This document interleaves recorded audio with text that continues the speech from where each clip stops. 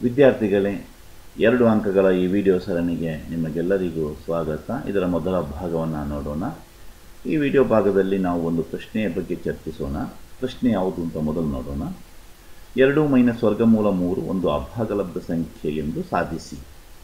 ವಿದ್ಯಾರ್ಥಿಗಳೇ, ಇಂತಹ ಪ್ರಶ್ನೆಯನ್ನು ನೀವು SSLC ಪರೀಕ್ಷೆಯ ಪ್ರಶ್ನೆ ಪತ್ರಿಕೆಯಲ್ಲಿ ನೋಡಿರಬಹುದು ಹಾಗೂ ಸಾಮಾನ್ಯವಾಗಿ ಕೇಳತಕ್ಕಂಥ ಒಂದು ಪ್ರಶ್ನೆ ಕೂಡ ಆಗಿದೆ.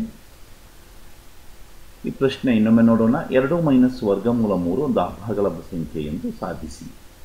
ನಾವು ಇದನ್ನು ಉತ್ತರಿಸೋದು ಹೇಗೆ ಎಂದು ನೋಡೋಣ. ಮೊದಲಿಗೆ ನಾವು 2 - ವರ್ಗಮೂಲ 3 ಒಂದು ಭಾಗಲಬ್ಧ ಸಂಖ್ಯೆ ಆಗಿರಲಿ ಅಂತ ತೆಗೆದುಕೊಳ್ತೀವಿ. ಸಾಧಿಸಲಿಕ್ಕೆ ಹೇಳಿರೋದು ಅಭಾಗಲಬ್ಧ ಸಂಖ್ಯೆ ಎಂದು ಸಾಧಿಸಿದ ನಾವು ಅದಕ್ಕೆ ವಿರುದ್ಧವಾಗಿ ಕೊಟ್ಟಿರತಕ್ಕಂತಹ 2 - ವರ್ಗಮೂಲ 3 ಒಂದು ಭಾಗಲಬ್ಧ ಸಂಖ್ಯೆ ಆಗಿರಲಿ ಅಂತ ತೆಗೆದುಕೊಳ್ತೀವಿ. ಆದ್ದರಿಂದ ಅದನ್ನು ನಾವು 2 - ವರ್ಗಮೂಲ 3 P/Q ರೂಪದಲ್ಲಿ ಬರೀಬಹುದು. ನಿಮಗೆ ಈಗಾಗಲೇ ಗೊತ್ತಿದೆ, ಭಾಗಲಬ್ಧ ಸಂಖ್ಯೆಯ ವ್ಯಾಖ್ಯೆ ಯಾವುದೇ ಭಾಗಲಬ್ಧ ಸಂಖ್ಯೆಯನ್ನು P/Q ರೂಪದಲ್ಲಿ ವ್ಯಕ್ತಪಡಿಸಬಹುದು, ಬರೀಬಹುದು. ಆದರೆ ಒಂದು ಕಂಡೀಷನ್ ಇದೆ. ಇಲ್ಲಿ Q ಸಮ 0 ಆಗಿರಬಾರ್ದು ಹಾಗೂ P, Q 1 ಅಂದರೆ P ಮತ್ತು Qಗಳಿಗೆ ಯಾವುದೇ ಸಾಮಾನ್ಯ ಅಪವರ್ತನ ಇರಬಾರ್ದು. ಅಂದರೆ P ಮತ್ತು Qಗಳ ಮಹತ್ತಮ ಸಾಮಾನ್ಯ ಅಪವರ್ತನ 1 ಆಗಿರಬೇಕು. ಇದನ್ನು ಮುಂದಕ್ಕೆ ಸರಳಗೊಳಿಸಿದಾಗ 2 - P/Q ಸಮ ವರ್ಗಮೂಲ 3. ಇಲ್ಲಿ ನಾವು ವರ್ಗಮೂಲ 3 ಬಲಗಡೆಗೆ ತಂದಿದ್ದೇವೆ, ಮೈನಸ್ ಇದ್ದದ್ದು ಪ್ಲಸ್ ಆಗಿದೆ. P/Q ಅನ್ನು ಎಡಗಡೆಗೆ ತಂದಿದ್ದೇವೆ, ಇಲ್ಲಿ ಪ್ಲಸ್ ಇದ್ದದ್ದು ಮೈನಸ್ ಆಗಿದೆ. ಮುಂದಕ್ಕೆ ನಾವು ಸಮಾನ ಛೇದವನ್ನು ತಗೊಂಡಿದ್ದೀವಿ. P/Q ಇಲ್ಲಿ Q ಛೇದ ಇದೆ, 2ಕ್ಕೆ ಛೇದ ಇಲ್ಲ. ಛೇದ ಇಲ್ಲ ಅಂದರೆ ನಾವು ನಿಮಗೆ ಈಗಾಗಲೇ ತಿಳಿದಿದೆ, ಅದು 1 ಅಂತ. 1 ನಾವು Qನಿಂದ ಗುಣಿಸಿದಾಗ Q ಆಗುತ್ತೆ. ಆಗ ನಾವು ಅಂಶಕ್ಕೂ ಕೂಡ 2ಕ್ಕೂ ಕೂಡ Qನಿಂದ ಗುಣಿಸಬೇಕಾಗುತ್ತೆ. 2ಕ್ಕೆ Qನಿಂದ ಗುಣಿಸಿದಾಗ ಅದು 2Q ಆಯಿತು.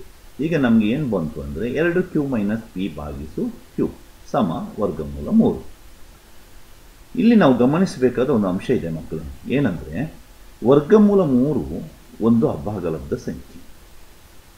ಆದರೆ ಎಡಗಡೆ ನೋಡಿದರೆ 2Q - P/Q ಒಂದು ಭಾಗಲಬ್ಧ ಸಂಖ್ಯೆ.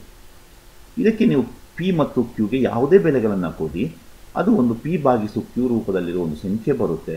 ಆದ್ದರಿಂದ 2Q - P/Q ಒಂದು ಭಾಗಲಬ್ಧ ಸಂಖ್ಯೆ.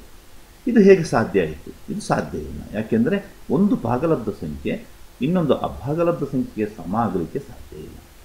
ಆದರೆ ಈ ವೈರುಧ್ಯ ಯಾಕೆ ಬಂತು ಅಂದರೆ ನಾವು ತೆಗೆದುಕೊಂಡಿರುವುದು 2 - ವರ್ಗಮೂಲ 3 ಒಂದು ಭಾಗಲಬ್ಧ ಸಂಖ್ಯೆ ಆಗಿರಲಿ ಎಂಬ ಊಹೆ, ಅದು ತಪ್ಪು.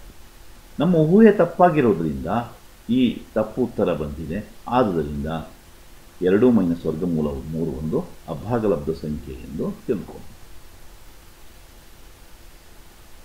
ಅರ್ಥ ಆಯಿತು ಅಂತ ಭಾವಿಸ್ಕೊಂಡಿದ್ದೀನಿ. ಈ ವಿಡಿಯೋ ಪಾಠವನ್ನು ಇಲ್ಲಿಗೆ ಮುಕ್ತಾಯಗೊಳಿಸ್ತೀನಿ. ಧನ್ಯವಾದಗಳು.